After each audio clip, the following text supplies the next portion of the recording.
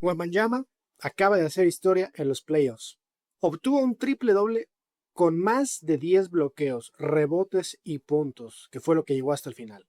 Y aún así, los Spurs perdieron. Hola, bienvenidos a Pasión y Duela. Mi nombre es Andrés y las semifinales de conferencia han arrancado. Y este juego entre Minnesota y San Antonio fue completamente distinto a lo que está acostumbrada la liga. Así que si quieres saber qué fue lo que sucedió en este gran juego, no te despegues y arrancamos. Iniciemos con un poco de contexto. San Antonio venía de eliminar a Portland en 5 partidos, sin Wembanyama en 1.5. Los T-Wolves venían de ganarle a Denver después de que parecían estar dominando la serie hasta que se les lesionó Anthony Edwards y hasta que se les lesionó Donte DiVincenzo y hasta que se les lesionó Ayo Dosunmu. Tuvo muchos problemas los T-Wolves durante la serie, pero aún así no eran los favoritos y pudieron ganar la serie en 6 juegos. Pero hoy de inicio había 2 factores clave. Uno, las lesiones de los Timberwolves. Donte DiVincenzo lesionado por toda la serie y por probablemente toda la temporada 2027. Anthony Edwards, su superestrella, lesionado de la rodilla y con incertidumbre de si iba a poder jugar o no. Y Ayo Dosunmu, que fue el que cargó a la ofensiva de los Timberwolves cuando Anthony Edwards dejó de jugar, no iba a estar para este primer partido y está en duda para varios partidos de la serie. Y otro factor clave era la profundidad de los Spurs, porque los Spurs llegaban completos, sin lesiones. El único jugador que iba a aparecer en la lista de lesionados era Carter Bryant, pero realmente no era un jugador clave en la rotación. Pero todos los demás estaban sanísimos. Entonces era un contraste entre un equipo mermado por lesiones y un equipo completo. Y desde la primera jugada nos íbamos a dar cuenta de cuál era el tenor del partido. Iba a ser un partido defensivo. Primera jugada, bloqueo de Wemby. Segunda jugada, bloqueo de Gobert. Tercera jugada, bloqueo de Wemby. Defensa pura. Esto no fue un partido moderno, no es un partido al que estamos acostumbrados actualmente. Fue un partido como si estuviéramos en la década de los 90.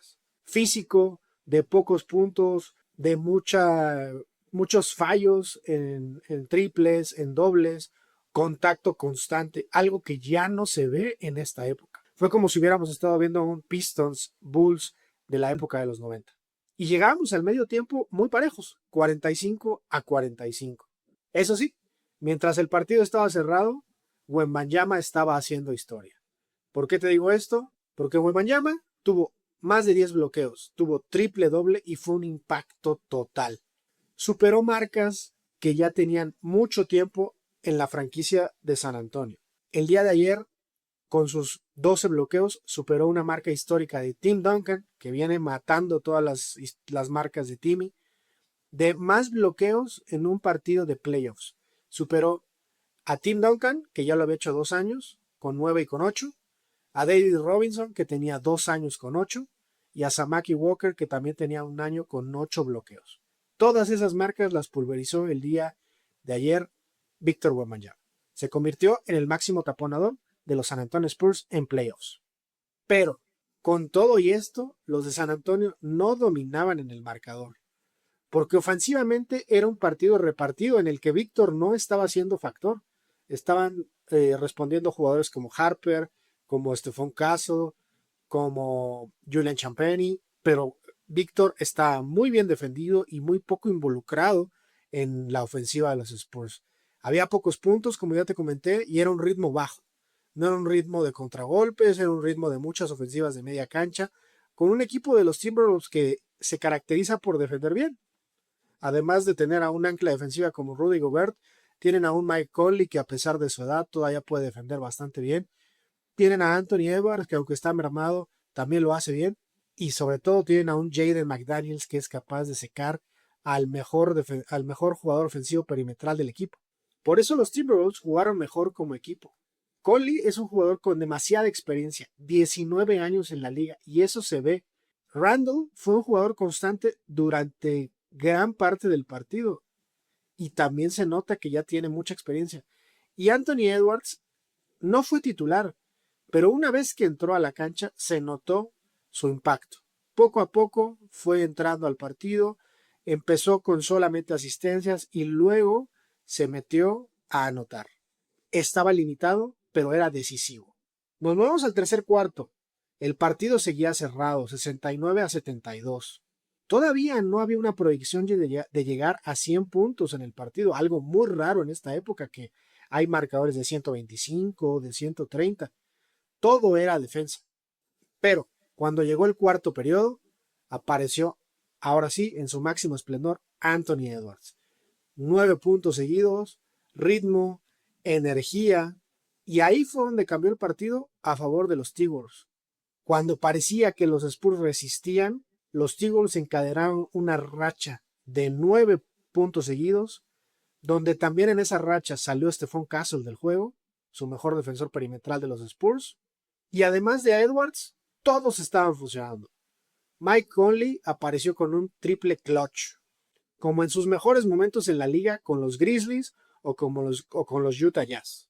Y Julius Randle también explotó, metiendo triples, bandejas y un juego muy fuerte para jugadores pequeños como Champagny o como Devin Vassell, que eran los que lo estaban marcando. Y aquí el momentum cambió. La experiencia de los Wolves salió a relucir. Y es que los Wolves tienen una experiencia ya muy sólida después de 2 años de quedarse en finales de conferencia. Y además, antes de esas épocas de finales de conferencia, siempre llegaban a postemporada. Pero ahora pasémonos de nuevo a San Antonio. San Antonio no se fue. Gracias a Julian Champagny se mantuvo en el partido. Recuerdo 2 jugadas clave de tiros muy forzados de Wembanyama, donde Champagny obtuvo el rebote ofensivo y gracias a eso pudieron anotar y se mantuvieron en el juego. Las posesiones extra que Champagny les estaba dando a los Spurs fueron vitales. Y llegamos al último tiro. Los Spurs pudieron remontar y se pusieron a 2 puntos de los T-Wolves. Bajan un rebote y juegan la ofensiva rápida. La ofensiva termina en un tiro de Champagny, en donde hizo una amague y quedó libre para meter un triple. Lamentablemente, ese triple no pudo entrar. Y con esto los T-Wolves ganaron. Honestamente, esta jugada a mí me pareció apresurada. Mitch Johnson tenía 2 tiempos fuera. Pudo haber diseñado una jugada de pizarrón y no necesitaba el triple, necesitaba empatar. Entonces creo que aquí a Mitch Johnson le faltó experiencia, cosa que del otro lado Chris Finch la tiene de sobra. Y creo que por esto por otros factores los Spurs terminaron perdiendo el día de ayer.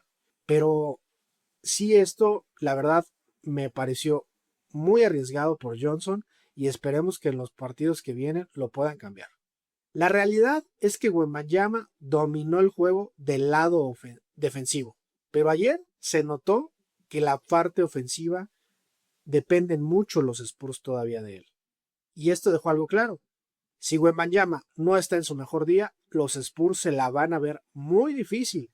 Y ahora pronto regresará Ayo Dosunmu. Entonces, cuidado, porque Minnesota es un equipo mucho más experimentado, con Gobert y con Conley, que juegan desde que llegaron a la liga casi todas las postemporadas, con jugadores como Anthony Edwards, que es una superestrella, y aunque ayer estaba lastimado, se notó que quería ganar.